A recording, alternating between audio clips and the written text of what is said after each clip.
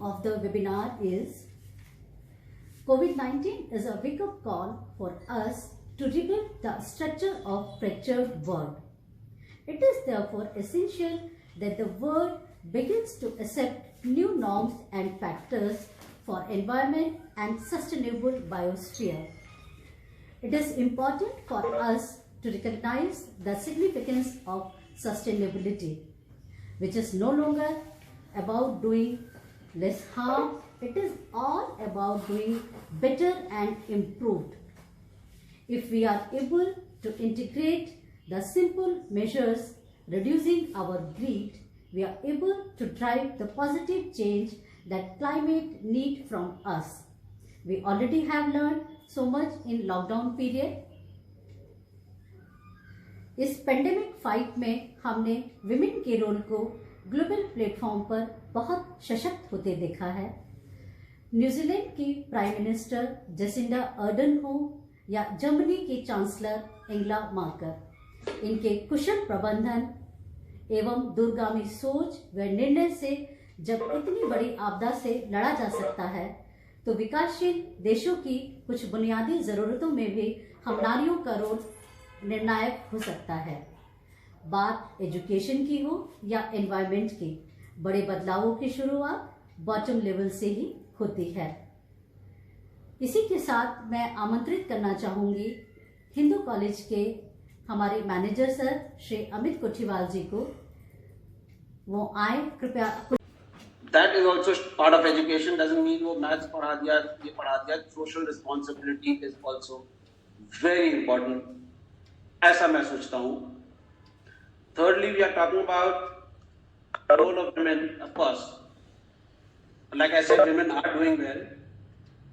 और कोई भी देश जो तरक्की कर रहा है, उसमें आप देख लीजिए, the women and men have got equal opportunity.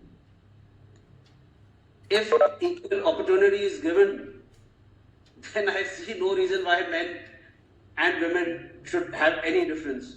I mean, they should be as good as men, or maybe better. So this is what I feel, and this is what I think we should be discussing, specifically on the environment.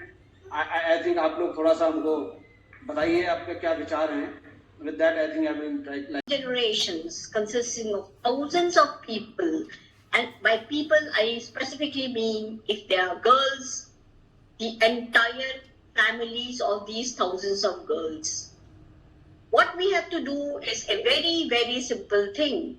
We just have to motivate them at a very, very young age about our surroundings, about what we can do about our small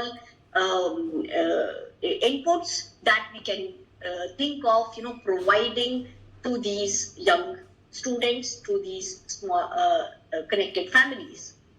We don't have to think very large. We don't have to go very far off. Since you people are saying that you are sitting in Muradabad, the avenues, the teachers, the facilities are limited. But I will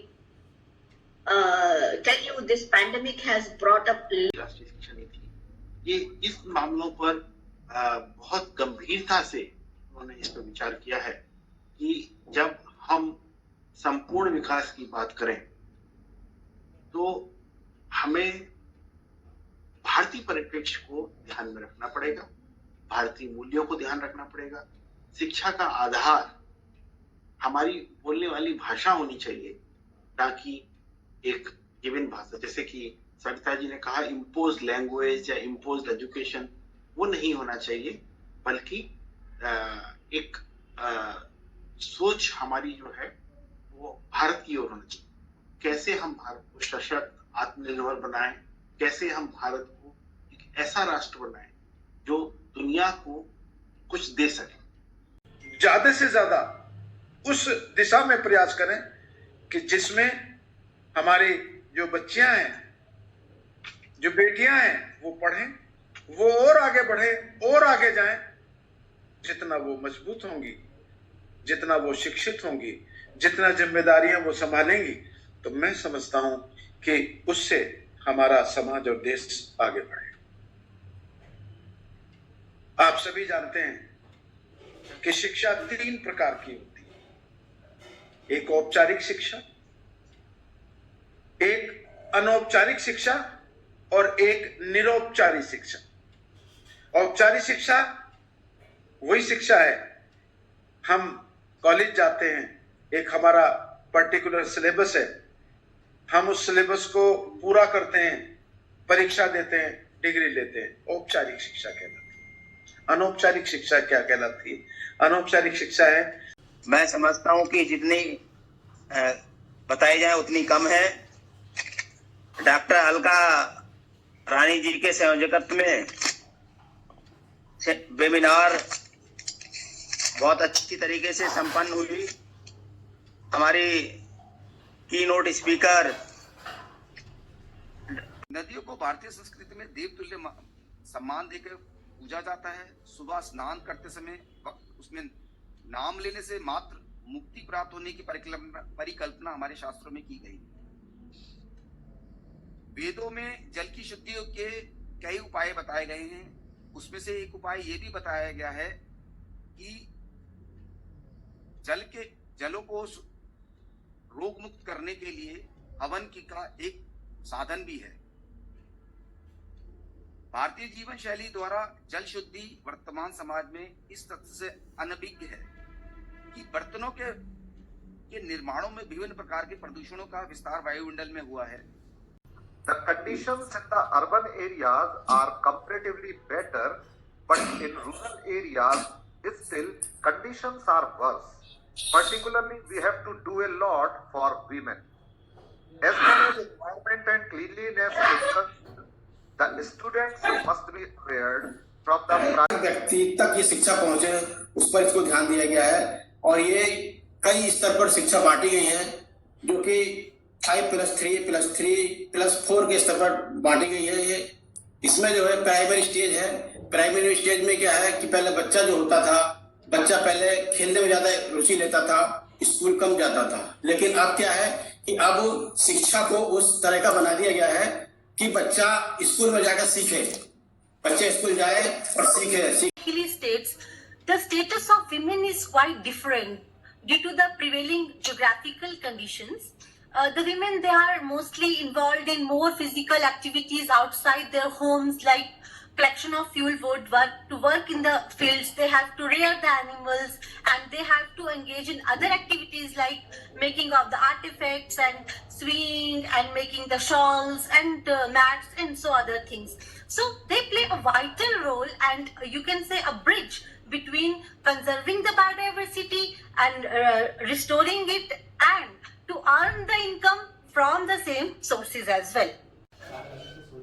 1986 में नई शिक्षा नीति का प्रारूप सबसे पहले आया, जिसे उस समय के प्रधानमंत्री श्री राजीव गांधी के द्वारा संपूर्ण भारतवर्ष के लिए एक समान शिक्षा के ढांचे के रूप में स्वीकार किया गया। इसमें से अधिकांश राज्यों ने 10+2+3 की संरचना अपनाई और उसी कार्य को आगे बढ़ाते हुए इसमें एक संशोधन फिर हुआ, जो 1992 में नरसिम्हा राव सरकार के समय में स्वीकार किया गया। Department of Chemistry, Daulat Ram College, University of Delhi. So today I will be speaking on the topic plant-mediated synthesis of silver nanoparticles and their application. So first of all, I would like to tell what is nanotechnology. So nanotechnology, it up to places, people and possibilities we would have never thought of otherwise. Whether you are studying language, history, science or literature, you are gaining knowledge.